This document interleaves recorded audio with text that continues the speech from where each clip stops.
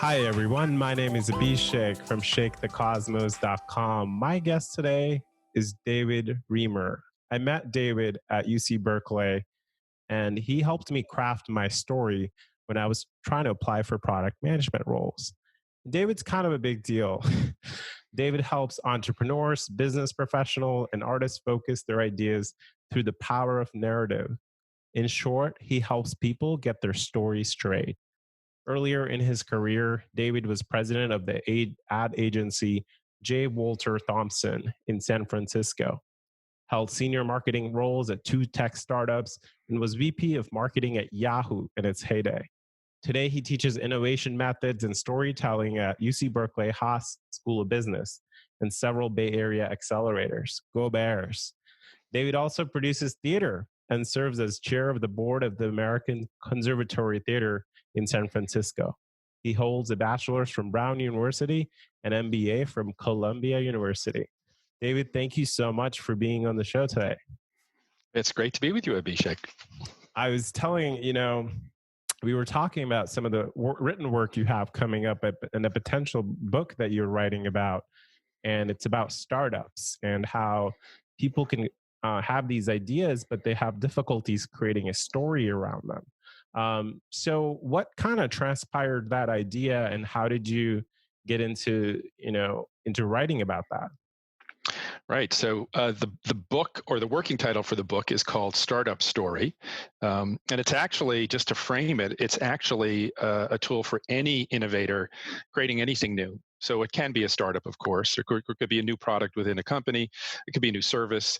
It could be a new program within an organization where you're trying to reinvent a program.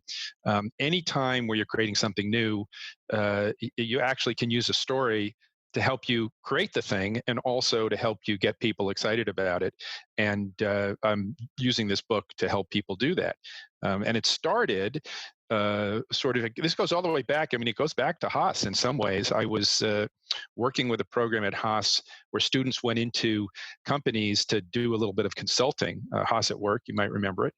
And I'll never forget, I was at a Disney presentation in Burbank, California, and there was a team presenting to the folks, the panelists from Disney, their concept, their new idea, their new innovation.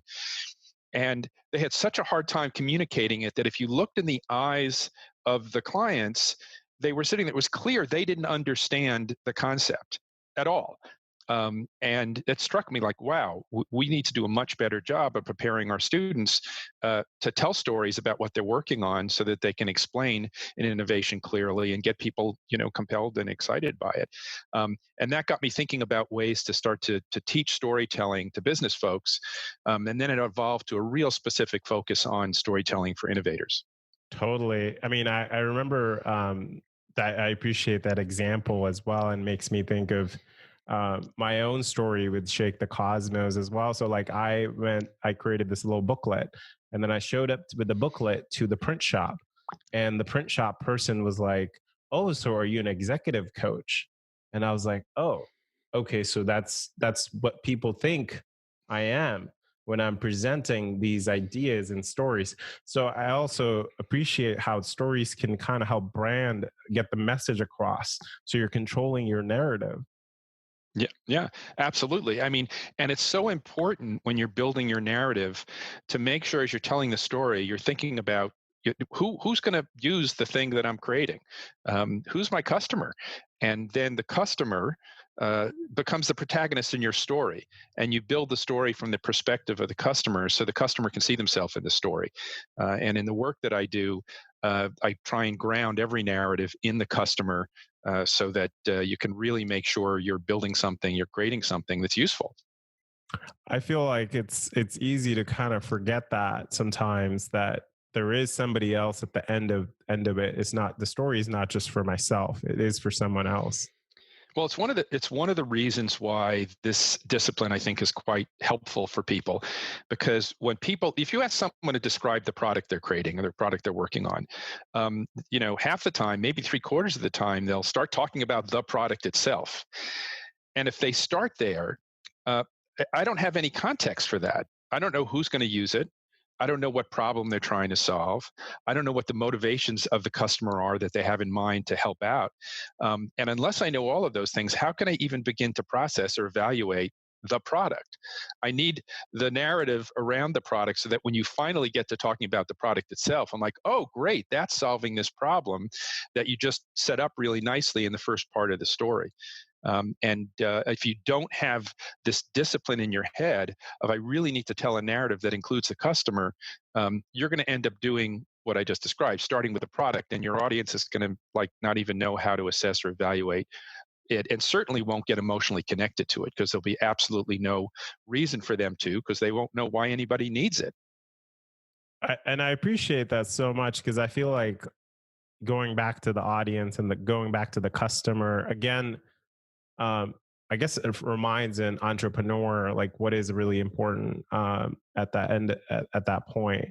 Um, at the same time, I guess like I feel like the struggle is kind of real, where if the product is evolving, and then you gotta kind of like figure out the story, but can the story also evolve?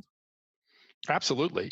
I mean, one of the things that I teach, and this will be in the book to quite a great extent, is that building a narrative around the product that you're working on can actually help you refine what you're building. In fact, sometimes it gets you to change it dramatically because as you start to think it through, you might start with an idea. You might have some technology that you want to leverage, or you have an idea that you think of something would be useful, and you just start building this thing or working on this thing based on a very loosely thought of premise. But unless you really have that discipline of thinking about, okay, who is exactly needs this idea and why do they need it? And what exact problem am I trying to solve? Unless you've got all that constructed and you also know how people are trying to solve that problem today with existing solutions, right? Your competitors, if you will, then unless you do all those things, you may find that this product you're creating is not really going to be helpful to anybody. So if you start that process and then you build a narrative, you can actually go out using that narrative. You can test it on customers and start to see if, in fact, there's a there. And if there is, then you can keep going on building the product. But if there isn't, you might want to pivot. Let me give you an example. A fellow Haas alumni, one of your Haasi friends, Go Bears. had Go Bears, started a company where their ambition was to help come up with almost like for small businesses in a community, they wanted to come up with sort of a referral process so that if you were trying to buy a service, like you wanted to buy have someone do design for your a menu, if you will, in a small restaurant. And you wanted to look who's a good designer in this community. They wanted some sort of Yelp-like reviews for local services for businesses. And they started out down that path. What they found when they started talking to these prospective customers is that what they were most concerned about was not that specific issue, but actually hiring part-time employees locally, local employees. And they felt that the only way to do that today was through something like Craigslist. I mean, it used to be back in the day, it was, ads in the newspaper, classified ads, and now they use Craigslist, but they hated Craigslist. And they heard this over and over again. And they finally decided, you know what, this is the problem we should solve. This problem of helping them hire good quality local part-time employees. A company called LocalWise, and it's Ben Hamlin who created this company. And he did a pivot once he sort of did that, and he'd sort of built his narrative. He kind of knew what he wanted to do, but when he had that discovery, that insight about his customer, these local businesses, he changed the story. I appreciate that so much. I mean, it makes me think about stories in a different way, not just like presenting and pitching. It's more like there is this discovery process that can start to unleash just through that, as especially for like how it happened for Ben. Yeah, I mean, it's a strategic tool. It's really a strategic tool. I kind of hammer that home as much as I can with folks that yes, this is incredibly powerful as a tool to get people excited about your idea, to pitch, to persuade. But it's also really powerful upfront on the strategy end. And I mean, I guess what are without giving away, your secret sauce here, because I know your potentially written work is coming out. Like, what might come out to be like some of the key things that when someone thinks about a narrative or story for a new ideas, what are types of things they could be sort of thinking about? Just a Yeah. framework or whatever comes Yeah. to mind. A couple of ththings are super important, and I don't mind sharing things here. The people, hopefully, when the book comes out, they'll want to get it. Um, there's one of the things that's most important in building the narrative is obviously picking a customer, and having a specific enough segment. It doesn't have to be, it doesn't have to be Abhishek is my customer, but it could be, someone who's early in their career, professional, they have an MBA, something a little bit more general, who's interested in going into the creative space. Now I've described a segment. Having a specific segment like that then gives you a launching point where you can really start to understand that segment. If your customer is anybody, then it's really hard to build a narrative, because how do you even know who the customer is? And then once you have a specific segment, another thing that's super important, a bit of the secret sauce, is not just identifying a functional need, but finding an emotional need. So one of my favorite stories that I like to tell is the story of a woman whose name is Pranoti Nagarkar, who is an expat Indian, non-resident Indian living in Singapore, who many years ago came to Berkeley to pitch a business as part of a new business competition. And she identified this customer as a modern Indian woman or a man who was in a relationship where both parents were working. And she said, and living outside of India. And she said there was an insight she had. The functional insight was that they didn't have time to prepare all the foods that they used to prepare. And some of which are really important to their culture. And the emotional insight was, because they were unable to do that, they started to feel like they were cheating their kids. Like they weren't giving their kids the same kinds of things that they had to get connected to their culture when they were growing up. She said, when I was a kid, Pranoti said, I'd be in the kitchen with my mom. She'd be baking, she'd be making rotis and the meals, and we'd be talking about the foods and the cultures of our community. And she said, now as an adult, I'm not able to do that with my kids because I'm working 10 to 12 hours a day. And so is my husband. And she identified that as the problem. That she ultimately decided she couldn't solve the whole cultural problem, but she set out to solve the roti problem. And she built a device called the Rotimatic, which has been hugely successful with non-resident Indians as a way to easily make rotis, these wonderful flatbreads that are common in many Indian communities. In fact, she said there's 2.3 billion rotis eaten every single day. The point of that story is to illustrate the functional need. I need rotis quickly. It takes 30 to 45 minutes to make a roti for a family of four, make enough rotis for a family of four. I don't have that time. I need it quickly, but I also need to connect to my culture, and I need to assuage some of that guilt that I'm not giving my kids a fair shake to connect to their culture in the way that I did. So that's, I think, the real secret sauce is identifying that emotional insight. I really appreciate you sharing that. I mean, and the roti, I mean, I can personally relate to that, and I've tried and failed many times. So she's definitely onto something there. And this, I'll hone in on sort of the secret sauce a little bit too. The emotional need of the customer. I mean, at least for me, as I'm doing Shake the Cosmos stuff, I'm still trying to define my own customer segment. At the same time, I love this idea of emotional need, and I'm curious myself. And like, how do people? I have some ideas, but like, how can someone kind of go about revealing that or understanding that? Yeah, so I would say the clue to this one is to connect to your inner 5-year-old and practice being an annoying 5-year-old, and ask the question, why is that? And then when the answer is given, say, why is that? And when the next answer is given, and why is that? As a 5-year-old, they'll keep asking why. And what happens as you go down that path is that you ultimately get to some magic. Something gets unearthed in that process, and it might take a while to do that. There's a famous example of a major packaged goods company that did some really good work using the strategy of why, and trying to get to the real core of an issue that created a billion-dollar business. It's the story of Huggies. And Huggies, interestingly, in all their work about innovation, they'd focused on improving the product's abilities to wick moisture. We'll come up with better methods, and we'll come up with better technology so that the diaper will work better as a diaper to wick away moisture.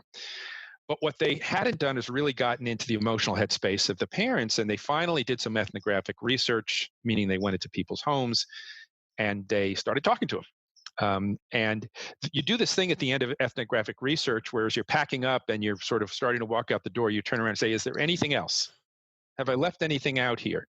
Is there anything else you want to tell me? And what they found invariably was people would say, oh God, you know what I hate? And they kind of hold their heads. You know what I hate? I hate it when people say, oh, your kid's still in diapers? And it turns out the people who said that were parents whose kids were potty training. And they were, sadly for them, they were still potty training. And some of their friends' kids of the same age had grown out of the diapers and were into underwear. And what that discovery, what that insight about, I call it the scarlet letter. It was if the diapers had a scarlet letter on them, if you remember that famous old story. The parents needed something for their kids that was not a diaper. They needed something that was more like clothing. And they created Huggies Pull-Ups, which became a billion-dollar franchise. But the only way they had that discovery, the only way they decided the problem statement was, how can I create a diaper that isn't a diaper, right? That's more like clothing. The only way they could get there was if they discovered that insight, which they did by asking why. I appreciate that. I mean, this just genuine curiosity that's behind that why, and just how useful that can be. And I know you mentioned when we were chatting before the podcast that there is this activity of color versus advance. Would you be up for? Well, I'm putting myself on the spot here too. Can we kind of try that out and see what is it actually, maybe for people listening?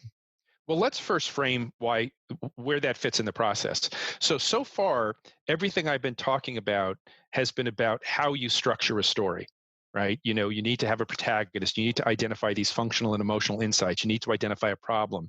You need to solve the problem with your idea, and you need to understand how it's better than the competitor's products. Once you do all of that, you actually have the story that you want to tell. I like to say you can't tell a great story unless you have a great story to tell. So you have to start by building that great sort of architecture for your story, and then you can go off and tell it. Once we get to the telling part, there's lots of techniques we can use to make the telling of the story more compelling. Our goals are going to be, how can we tap into emotion? Because emotion is linked to memory. If I can get you to have an emotional reaction to a story, you're up to, some studies say, 22 times more likely to remember what I said if it tapped into some emotion, because the memory sensors and the emotional sensors are connected in the brain. I'm going to want, when we're telling the story, to give you some techniques so you can make sure there's a logic to the story. You set it up and you pay it off in a way that the audience is nodding their head and say, this makes sense. And you want to make sure your story is understandable just by being clear, and there's some techniques to do that. So those are all the kinds of things we get to in the part of this work where we actually work on telling the story that we've built. And a part of that is wondering about and thinking through, how much detail do I provide in a story? Details are really helpful because they put people in a story. But at the same time, details can also somehow get you off track of moving the story along.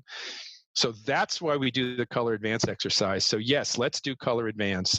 And I'll give you a prompt on how to kick this off. And after we do this, we'll talk about what we learned from it. Sounds good? Sounds great. I appreciate this so much, and I don't know what to expect here, but I appreciate you sharing this useful tool with us. Okay, so this is an improv exercise. So I've learned this through working with people who are improv folks, and in this role, you're going to be the director, and I am going to be the storyteller, or the writer, the storyteller, really. And what I'm going to do is I'm going to tell you a story. I'm going to choose to tell you a story about stories. And while I'm telling you this story, you have one job, and the one job is to say one of two things, either color or advance at different points in the telling of the story. If you are interested in a certain moment in the story and you want to hear more about it, you'll say color. You're asking me to add color to that part of the story, more details, more texture. And if you're like, okay, I'm tired of that already, let's move on, I want to hear where this is going, you want to get further down the plot, you'll say advance. And then it'll be my job as the storyteller to go to the next part of the story. Totally. Right? I'm on board. You ready, director? Yes, sir. Okay, so I'm going to tell you a story that begins, imagine me, if you can't see me, I don't have any hair. At one point I did. So imagine me with more or less a full head of hair in my mid-20s, living in New York City, in an apartment in New York City, and I'm packing up my apartment, which happens to happen a lot in New York because people are constantly moving. I'm in graduate school and a few years out of college. And it's a little more fun than usual because the person who's helping me pack up is a friend of mine, a new friend of mine named Carla. And she's kind of cute. I kind of liked her a little bit. And I thought it would be fun if she helped me with this process. So I'm packing up. Color. Boxes all around me. And she's kind of bored. And I find this cassette tape, if anyone remembers what a cassette tape is. And I say to her excitedly, oh, this is my college graduation speech. Let me play it for you. And she kind of rolls her eyes. And, what is she going to say? No. So she says, all right, so put it in the tape machine. Color. So I take out this old tape machine. We still had those back in the day. I put it in the machine. I press play, and the speech begins. And I'm just a few words into the speech, or a paragraph maybe. And she says, stop the tape. I said, why? She said, just stop the tape. I said, all right. And I said, why? And she said, well, I'm going to tell you what happens in the rest of your speech. And she proceeds to, what was that? Color? Color. More color. So she proceeds to talk about the speech. And in the speech, I actually told a story. I told a story about being on the college campus at the end of my sort of run at college. I'm writing a paper, and some of the pages go flying downhill, down the College Hill of where I went to school. I go downtown, I chase the papers, and I discover a bag lady that we used to call a bag lady back in the day, which is now we would describe as a homeless person. And the homeless person sort of told me what was up and what real life was like and how it's so different from my little fairy tale in College Hill. And because I told that story, it was memorable. And you're wondering, like, how does she know the story? Well, it turns out that Carla has a cousin who was in my class at college, and she attended her cousin's college graduation, which was my college graduation. And she actually heard me give the speech. And because I told the story, she remembered it. Great. Advance. You never asked me to advance. I'm going to advance one more time and then we'll be done. So advance. 32 years later, we're married 32 years and we have 2 grown children, and have lived happily ever after that amazing discovery that she heard my college graduation speech. Appreciate that so much. I guess you're just such a good storyteller. I'm actually just like listening and processing as you're saying these things, and everything is so interesting. Well, one of the things that is important to think about when you do that exercise, if you ever do that with anyone who's listening to this or watching, whoever wants to do this exercise, you learn something really fascinating about it, which is that when you speak to someone or a group of people, there's body language. They respond. Right now, Abhishek is nodding his head, and like he's not sitting there with a glassy-eyed look in his face. He's listening to what I'm saying. He's nodding his head. He's smiling, which would suggest that what I'm saying is interesting. If you started to drift off, if you look down at your phone, those would be cues to me as the storyteller. I'm losing my audience. I need to move the story forward to the next phase. But if someone's leaning in and looking really interested, that may be where I add color. So a good storyteller actually does color advance on their own by watching the audience, getting the reactions, and seeing where to double down and where to move on. There's a famous moment in a speech that President Obama gave in the 2015 State of the Union address. He did this really clever thing that I teach, which is called bringing the customer into the room. He was giving this speech, and rather than just list a bunch of programs that could help middle class out of the financial crisis.